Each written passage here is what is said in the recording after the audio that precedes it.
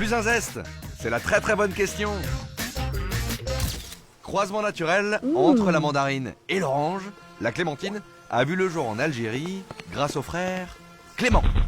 En France, elle pousse surtout en Corse. Ce petit agrume orangé se glisse aussi bien dans le salé que dans le sucré. Et si la clémentine prenait ses quartiers à Paris? C'est le fruit de Noël par excellence, les enfants l'adorent. On file le cueillir chez Frédéric Jonot. Ce meilleur ouvrier de France primeur est intarissable sur le fruit. Petit point historique. Un ecclésiastique, dans son jardin, découvre une nouvelle variété d'agrumes alors qu'il a des mandariniers et des orangers. Il s'interroge, il regarde, il goûte, pas de pépins, une odeur un peu différente, et là est née la clémentine. On est aux alentours de 1902. On lui donne son nom, Père Clément, Clémentine. Comment distingue-t-on une clémentine de sa maman, la mandarine? Comment reconnaître la clémentine de la mandarine? Regardez. Évidemment. Donc la mandarine est toujours un petit peu plus claire. La mandarine est aussi un peu plus sucrée. Dans la famille clémentine, je demande la marocaine. On va découvrir les variétés, on va dire, précoces. Précoce, ce petit nom arabe qui veut dire Bekria, qui est le nom précoce d'une variété de clémentine. On a les Espagnols qui en ont aussi, et puis on a forcément notre variété à nous, Cocorico, la Corse. Et la Corse, c'est une des seules variétés qui possède une IGP. Et puis après, on a les nuls. Pas parce qu'elles sont pas bonnes, mais les nuls, N-U-L-E-S, c'est un bon équilibre entre cet acidulé, cette chair assez épaisse et charnue, et un côté, on va dire, très juteux, très floral. Pour savoir si une agrume, elle est fruitée. Vous prenez comme ça avec le doigt, et vous allez gratter, comme ça. Vous allez défaire les huiles essentielles qui sont sur la peau, comme ça. Et quand l'huile essentielle arrive à se mettre sur mon pouce et qu'il y a un équilibre entre ce que je sens ici et ce que je sens là sur le doigt, ça veut dire que les huiles essentielles sont fraîches, puisqu'elles se mettent sur ma peau. Alors on va les ouvrir comme ça. La peau est vraiment très fine. Et vous avez tout de suite un jus qui apparaît. Regardez aussi les alvéoles, comme elles sont bien charnues. On va croquer, on va avoir de la mâche. Ça, c'est intéressant. Pour moi, les clémentines, les mandarines, c'est des fruits d'impulsion. On prend, on épluche et on croque. Pour moi, c'est le meilleur moyen. Après, on peut le cuisiner. On peut le cuisiner sucré et on peut le cuisiner salé. Ça, on le sait déjà moins. Eh bien, cuisinons salé.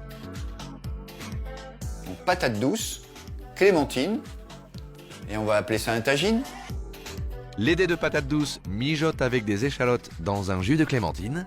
Et dans une autre poêle, un trait de sirop d'érable. Et on va jeter dedans, regardez, juste comme ça. Hop, on enrobe. Quelques zestes de clémentine et de combava,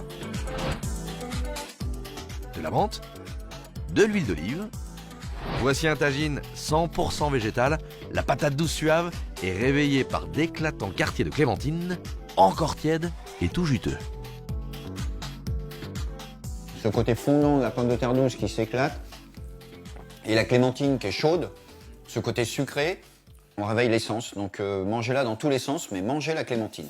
L'agrume pousse un peu partout dans le bassin méditerranéen. La preuve, rue Boulard, Paris 14e, chez À Mi-Chemin. Dans son bistrot, le chef franco-tunisien Nordine Labia dose saveur orientale et bistronomie française. Éloignez les enfants, Daffy Duck passe à la casserole et ça donne la pastilla, la fameuse pastilla qui est un plat plutôt salé-sucré. Et moi, la pastilla, soit je le fais voyager vers le nord, soit je le fais voyager vers le sud. C'est cette route des agrumes que les pastillas va prendre aussi. En route avec la pastille à clémentine canard. Nordine fait revenir le canard avec des châtaignes, des pistaches, du miel, du gingembre, de la cardamome. Voilà, on déglace au jus de clémentine. Elles viennent d'où? Un peu plus bas qui est Bastia, et vient de Corse. Là, ça fait 3 jours que c'était sur l'arbre. Il fait frire ses clémentines panées. Et quand on va croquer, il y a le jus qui arrive d'un coup et ça ne va pas ramollir la pâte. La feuille de brique. Beurre clarifié avec un pincé de curcuma pour amener de la lumière et de brillance. Je mets du curcuma quasiment partout, moi. Il installe sa préparation. Je vais râper des cidres corse pour amener plus d'amertume et d'acidité. Et là, on va faire un hexagone. Vive la France! Un tour au four et vous obtenez une pastilla fondante et acidulée à mi-chemin entre le très bon et le très bon. Les choses se corsent, boulevard de Grenelle. On a rendez-vous à la Villa Corse. Cette institution s'est refait une beauté.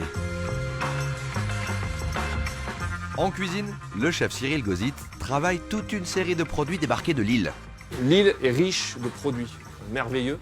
J'ai pas grand chose à faire sur les assiettes, hein. On a juste à les transformer un tout petit peu.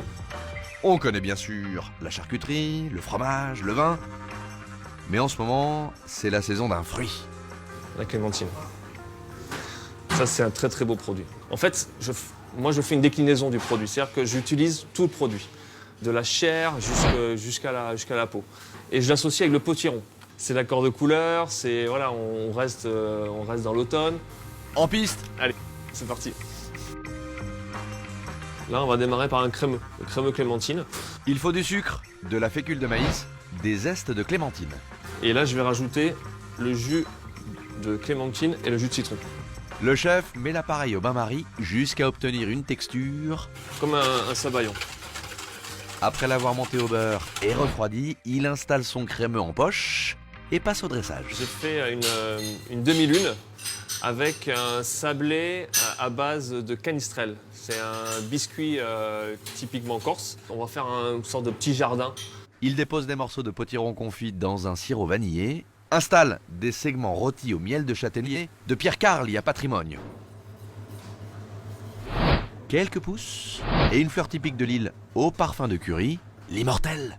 Elle vient directement de chez Stéphane Rogliano, qui se trouve à Porto Vecchio.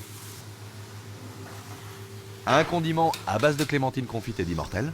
Le condiment permet à l'assiette d'amener un peu plus de peps. Regardez-moi ce jardin orangé parfaitement équilibré. Il est piqué au vif par le condiment clémentine, fouetté par les notes sauvages de l'immortelle et caressé par le crémeux. Vous en voulez encore ? Avec le café, vous n'échapperez pas à la pâte de fruits à la clémentine. Preuve que la Villa Corse est une vraie clémentinophile. On récapitule. De la Tunisie jusqu'à la Corse, à Paris la clémentine montre qu'elle en a sous l'écorce.